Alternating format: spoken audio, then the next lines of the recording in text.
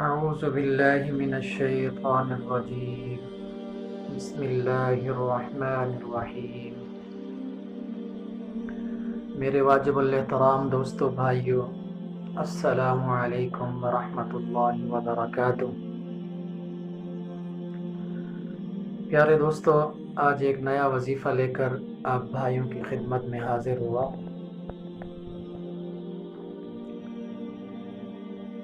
اللہ تبارک و تعالیٰ سے دعا ہے کہ اللہ تعالیٰ تمام مسلمانوں کی پریشانیاں دور فرمائے۔ یہ وظیفہ ان حضرات کے لیے ہے جو اپنے دشمن کی وجہ سے خوف زدہ ہیں، اپنے دشمن کی وجہ سے پریشان ہیں اور دن رات کا سکون خراب کیا ہوا ہے ان کے دشمن نے۔ تو میرے پیارے دوستو، آپ اس وظیفے کو پورے یقین کے ساتھ کریں گے تو انشاءاللہ اللہ تبارک و تعالیٰ آپ کی مدد فرمائیں گے اور اللہ تعالیٰ آپ کو آپ کے دشمن کے شر سے محفوظ فرمائیں گے۔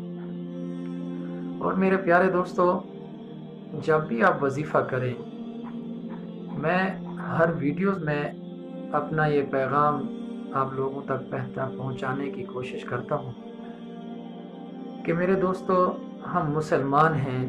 اللہ تعالیٰ کا لاکھ لاکھ شکر ہے کہ ہمیں اللہ تبارک و تعالیٰ نے نبی پاک صلی اللہ علیہ وسلم کی امت میں پیدا کیا ہے اور ہمارے اوپر اسلام دین کے احکامات جو ہیں ہمارے اوپر لاگو ہیں۔ سب سے ایک اہم فریضہ جو ہے وہ نماز ہے۔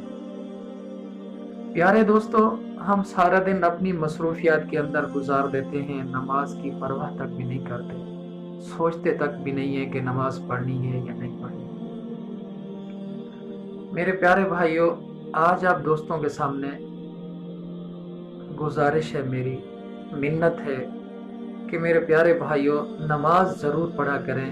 نماز کے بعد آپ اللہ سے جو بھی مانگیں گے تو ملے گا۔ اگر آپ نماز نہیں پڑھتے تو پھر یہ وظائف پڑھنے کی بھی ضرورت نہیں۔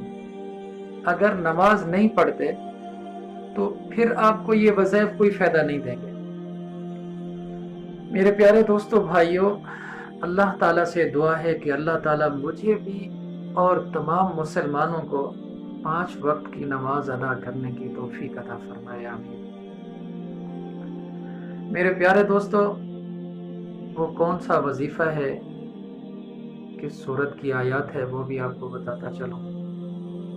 قرآن پاک کے اندر ایک سورت ہے، سورۃ الیاسین۔ اس کی آیات نمبر 8 سے لے کر 9 تک ایک ہی آیات ہے۔ آپ نے اس کو پڑھنا ہے اور اللہ سے دعا کرنی ہے، اللہ تعالیٰ آپ کو آپ کے دشمن کے شر سے محفوظ رکھیں گے۔ آپ اس کو بہت سارے مقاصد کے لیے پڑھ سکتے ہیں۔ گھر میں اختلاف ہے تو اس آیات کو پڑھ کر دعا کریں، اللہ تعالیٰ بہتری فرمائے گا۔ اگر کسی رشتہ دار کے ساتھ کوئی لڑائی جھگڑا ہے تو اس کے لیے بھی پڑھ سکتے ہیں تو اللہ تبارک و تعالیٰ آسانی فرمائیں گے۔ اگر کوئی اور مسئلہ ہے آپ کا، جائز حاجات ہیں، اس کے لیے بھی آپ پڑھ سکتے ہیں۔ یہ بہت بڑی مقدس اور پیاری آیات ہے۔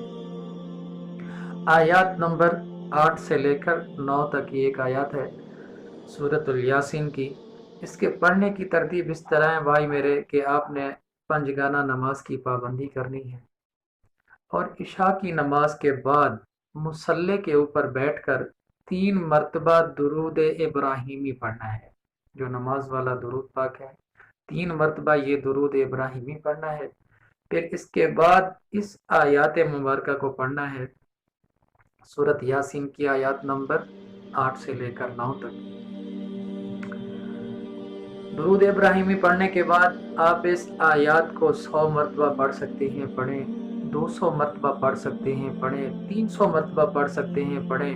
پھر آخر میں 3 مرتبہ درود ابراہیمی پڑھیں۔ پھر اپنے جائز مقصد کے لیے اللہ سے دعا کریں تو اللہ تبارک و تعالیٰ بہت جلد آپ کی مدد فرمائیں گے اور اللہ تعالیٰ آپ کے حالات بھی بہتر فرما دیں گے۔ اللہ ہر چیز پر قادر ہے میرے بھائی، اللہ ہر چیز پر قادر ہے۔ کئی بار اللہ تبارک و تعالیٰ نے اپنے قرآن پاک کے اندر ارشاد فرمایا واللہ علی کل شیء قدیر، ان اللہ علی کل شیء قدیر، کہ اللہ جو ہے ہر چیز پہ قادر ہے، اللہ کو قدرت ہے، اللہ ہر چیز پہ قادر ہے۔ تو آپ جب یہ وظیفہ پڑھیں گے، اس آیات کو پڑھیں گے، اللہ سے دعا کریں گے، تو اللہ تبارک و تعالیٰ آپ کی مدد فرمائیں گے، اللہ تعالیٰ آپ کا حامی و ناصر ہو۔ اللہ تعالیٰ جتنا بھی مسلمان پریشان حال ہیں ان تمام کی پریشانیاں دور فرمائے، اور جتنا لوگ بیمار ہیں اللہ تعالیٰ سے دعا ہے کہ اللہ تعالیٰ ان بیماروں کو شفاء کاملہ عاجلہ عطا فرمائے۔ اللہ تبارک و تعالیٰ سے دعا ہے کہ جتنا مسلمان اس دنیا سے رخصت ہو چکے ہیں اللہ تعالیٰ ان کی بھی مغفرت فرمائے۔ اپنی دعاؤں میں یاد رکھنا۔ والسلام۔